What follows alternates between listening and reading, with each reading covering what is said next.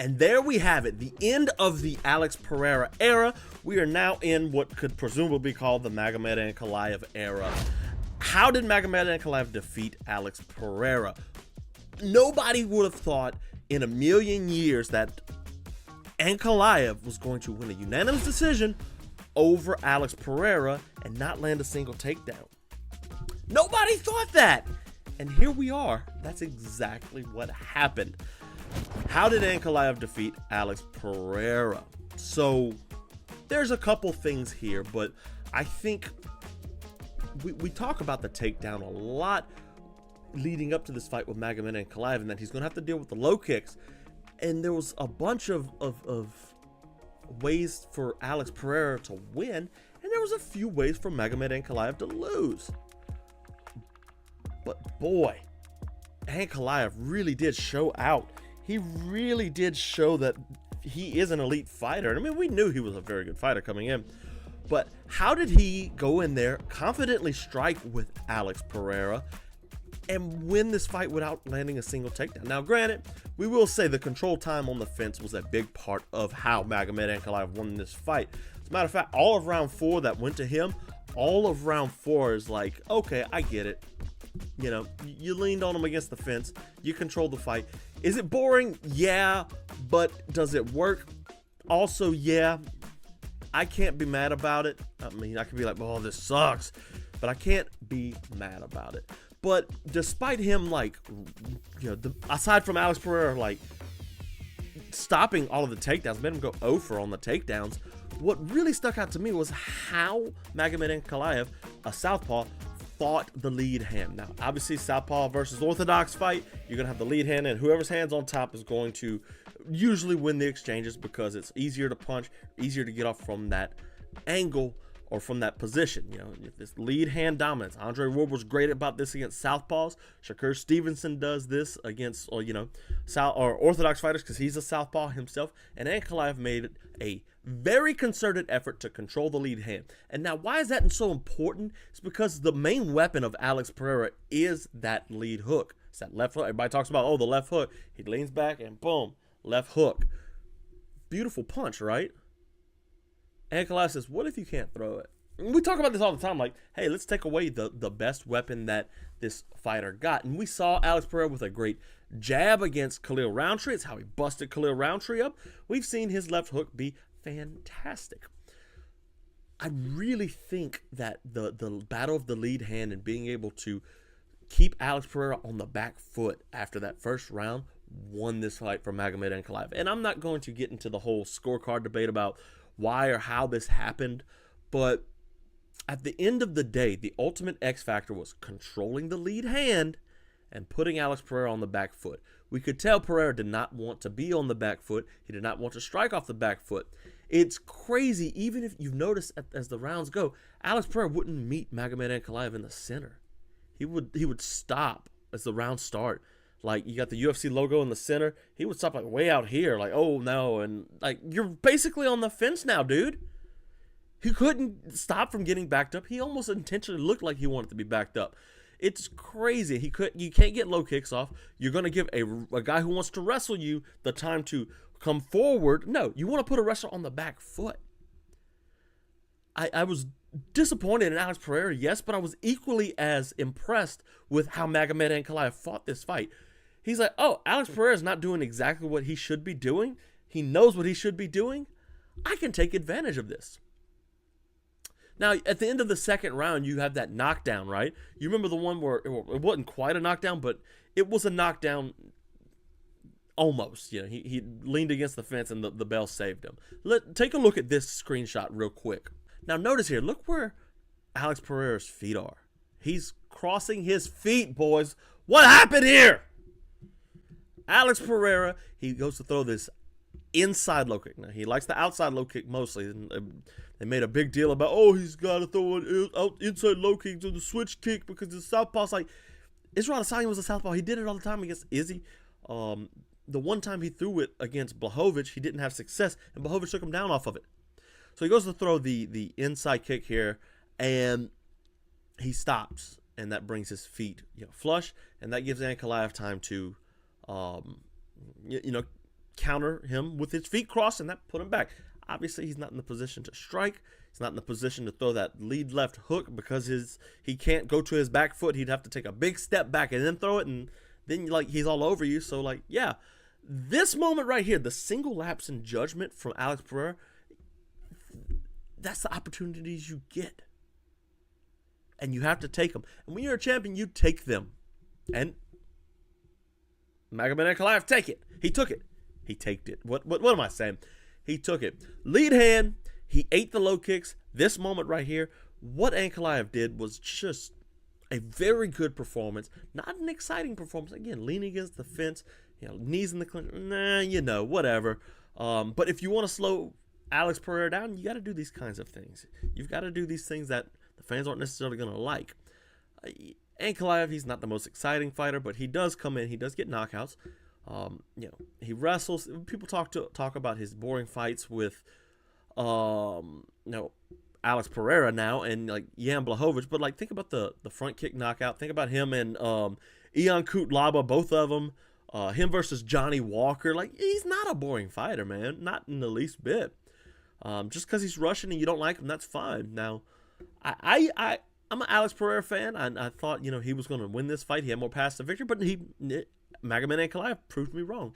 And, I don't hate it. Ankalaev's not a bad fighter. He's not a boring fighter like everybody says. He's just one of those fighters. And now he's a champion. We're in his era. Or we could be in the, Alex Pereira redemption era, and we got to run this fight back. Speaking of, we probably should be running this fight back. You can't give the title shot to Yuri Prochazka. I mean, you could if Alex is like, hey, I want to wait. Because Alex Pereira's beat him twice. You can give it to Carlos Ulberg. I can see it if he beats Jan Blachowicz, who's ranked 3rd. They fight on the 22nd. But at the end of the day, you gotta say like Alex deserves it most, and if he wants it, they're gonna give it to him. So great, more power to Ankalaev. Maybe he gets the win, or maybe Alex Pereira beats him. He's like, oh, he's fought another champion, and he's beat another champion. This time by his own doing. But yeah, what can he do in the rematch though? That's different from this fight. Okay, so he had a lot of trouble getting off. Pause. Right? He had a lot of trouble getting off. Pause. But what he did in this fight was not. He just wasn't effective at all. It wasn't effective. And what he did was just very timid almost. Obviously, his takedown defense was on point. Like, we saw him deny God knows how many takedowns. I'll pull up UFC stats because I'm not prepared for the first time in a long time. But he denied so many takedowns. He even kind of took him down with that little sweep, which we're going to talk about in a second here. He didn't get credit for it, but he blanked him on takedowns 0 for 12. Wow. What he does is, against the cage, he's great. He's worked it a lot, and you can tell that he's worked a lot of it. But man, the timidness and the scaredness that we saw, and it wasn't scared as in like, oh, he's gonna hurt me. Like, it was just a game plan. It was a bad game plan. He's going to have to fight more like a boxer, like a kickboxer in this. And that's going to sound weird, right? Because Ankalaev is going to take you down. Well, no, we saw he was 0 for 12. He was on the back foot the entire time, Alex Pereira was. He's going to have to be on the front foot. We've seen videos of him working slips and dips and weaves and stuff, and it's like, okay, you could do that, right? He didn't do much of that. Ankalaev did a good job. Magomed Ankalaev, he did a good job of making sure that what Alex Pereira wanted to do wasn't presented to him. And that means Alex Pereira has to go to his B game. After he was being put on the back foot and the low kicks weren't quite as voluminous as the first round, you got to go to something else. And he's going to have to get deep on that outside foot advantage against a southpaw. Going to get real deep on it, or get that inside foot position, which is seen as disadvantageous, and really hammer home your jab. Your left hook's great. The only problem with that position is you're putting your leg right between Magomed Ankalaev for him to lean over and pick up the leg. So if you're on your front foot, you don't have your back against the cage, you can't wrestle against the cage. And I think that's part of why he kept backing himself up, is he was like, okay, well, if he's going to shoot, I want him to shoot where I can get to the cage quickly. But you have to do that. Step to the outside. Come over the top of Ankalaev's jabs with your left hook. You know, you got that outside foot position. You lining up your right cross. You have to do something to get him to respect your striking, because Ankalaev did not respect the striking of Alex Pereira after round 1. He didn't. It's crazy, right? Like, oh, I'm not worried about Alex Pereira striking. So he has to take the rematch. Okay, I'm talking about rematches.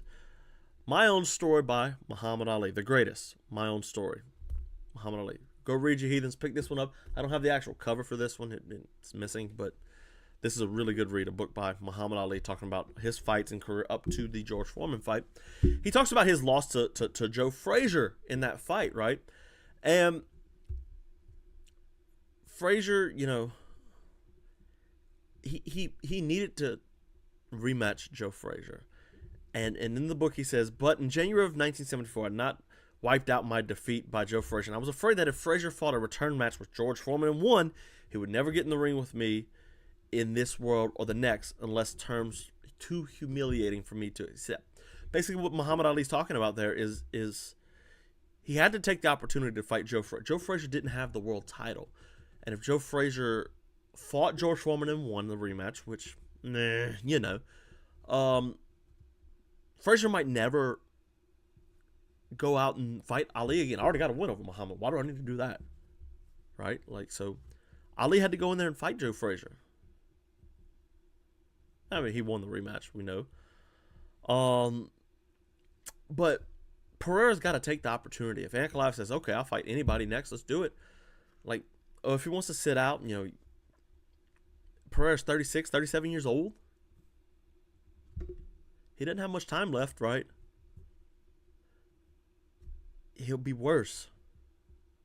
Ankalaev was already faster than him. Magomed Ankalaev was clearly faster than Alex Pereira. So Pereira's going to have to be scrappy, but he's going to have to do it quickly. I'm talking 3, 4, 5 month turnaround. Can't let Father Time catch up. Can't. Otherwise, we could be at the true end of the Alex Pereira era. The old dog, though, Justin Gaethje.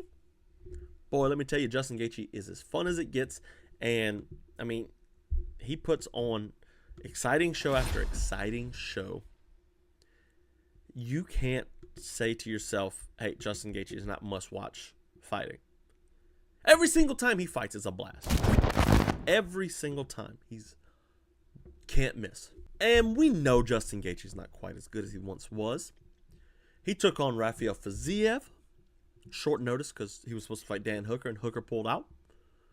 And I see people calling for title shot for him after this. I'm like, no. I'm good. Arman you can get the title shot. But man, this fight showed us that Justin Gaethje is just incredible as a fighter. A very good fighter, very strong, skilled fighter. Not concerned with wrestling.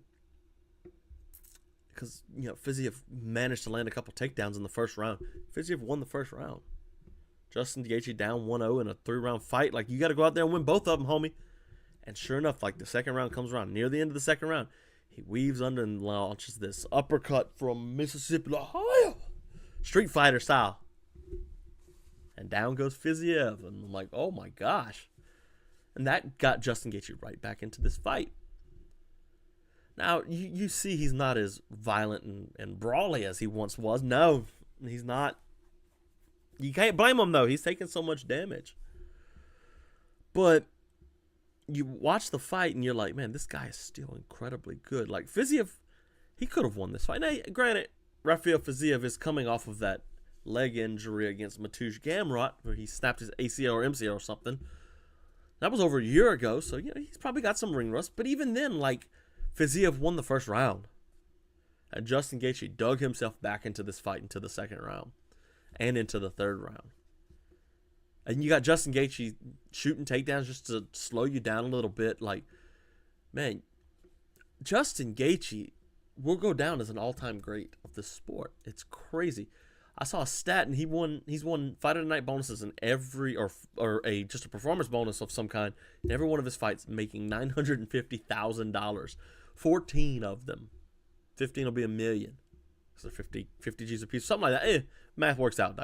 But you watch this Justin Gaethje, and you're like, man, he had the Khabib fight, and I wouldn't be terribly upset if they said, Ilia Topuria is moving up, but he's going to fight somebody else.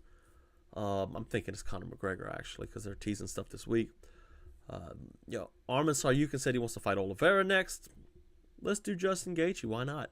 Give him a shot at Islam Makhachev. Yeah, Islam probably wins that fight. But, boy, you can't not be excited because Justin Gaethje would be there. So I don't hate it, but if I'm booking the fights and I can make all the fighters say yes or no, I'm going, hey, Dan Hooker, we got to get this in, bro. We got to get this in. You got to get to the title? Yeah? Okay, come on. Come in here. Even though I wouldn't be pitching like, hey, Dan Hooker, you got to get to the title because he already fought Islam. But the win just showed me that Justin Gaethje, even though he's 35 years old or however old he is, I'm going to look it up real quick, boys. However old he is, 36 years old. Even though he's 36 years of age, he's still one of the best in the world. Him and Dustin Poirier have proven time and time again these young guns can't compete. But if we're going to do Justin Gaethje versus Ilia Topuria, I like it. I like it a lot. Just give me that. That's a fun fight. That is a really fun fight. He might put Justin Gaethje out cold. Ilia Topuria, that is. But, like, man, if he's going to be a 55er from now on, let's do it, baby. Let's roll with it. I enjoyed it. My boy Ignacio Bahamondes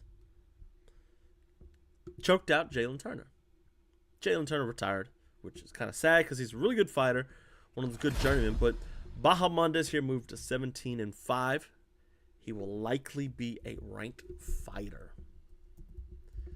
That is incredible. This guy, he's lost some fights he probably shouldn't have, like to Ludovic Klein, and McDessie was a short notice fight, so we can give him leeway there. But Jalen Turner was ranked 13. Bahamondes not ranked coming in. This guy's long and lanky. He's fun, and he's a striker. Let's take a field trip over to Bahamondes' Tapology page real quick. Ignacio Bahamondes. So let's look at this. He's a striker. Remember this, guys. He won via triangle, which was really sick. He was looking for an omoplata, ended up pulling himself into position for a triangle. The Manuel Torres fight at UFC 306 was great. The Yagos knockout, Trey Ogden was a tough one. Another Bravo choke right here. The wheel kick to Roosevelt Roberts. Front kick right there. He's shown. Where's the? He's got an armbar win down here. I saw just a second ago. Where's that at? Oh, armbar loss. I'm sorry. But like this fight against Rongju here, that Bravo choke, he showed like, man, I'm not to be played with on the ground either. A triangle and a Bravo choke win, that's a very odd two wins in today's current UFC meta, right? You don't see that really too often. And he set this up. He managed to get double wrist controls on Jalen Turner and pull himself into it. It's like, whoa, you can't do that. You can't let him grab your wrist, much less both of them. But Jalen Turner did. Bahamondes managed to sink in the triangle, and I was like, yes. Because we know I've done a film study on Bahamondes before, and it was, not very highly viewed, but it was still fun. Still very fun to just talk about him. Let's see. What else happened on this card? Because this was a fairly okay card. UFC 313 finally in the books, right? Amanda Lemos and Ismael Lucindo, like, terrible fight.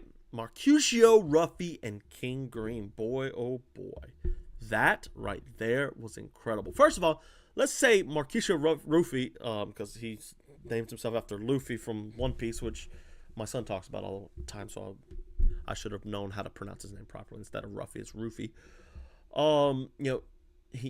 We know Bobby Green likes to lean and shoulder roll with his hands down.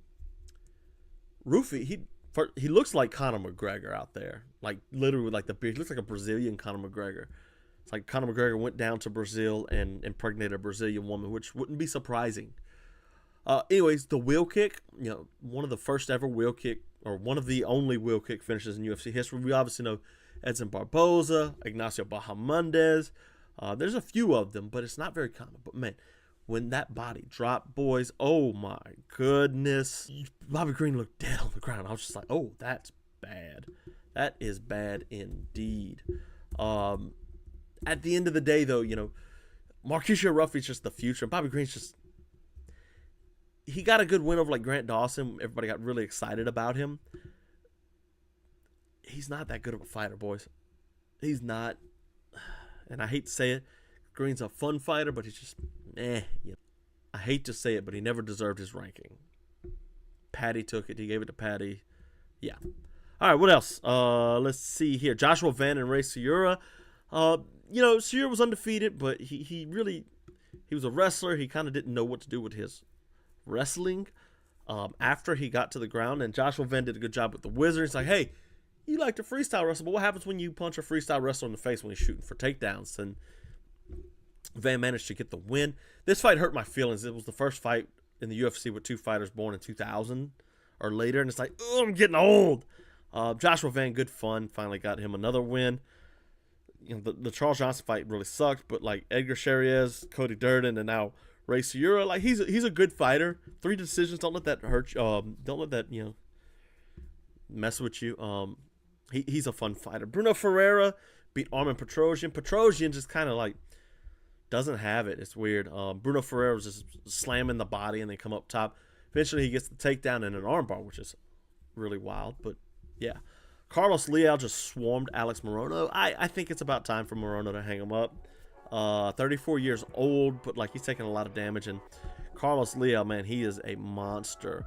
Bunch of finishes. PFL guy.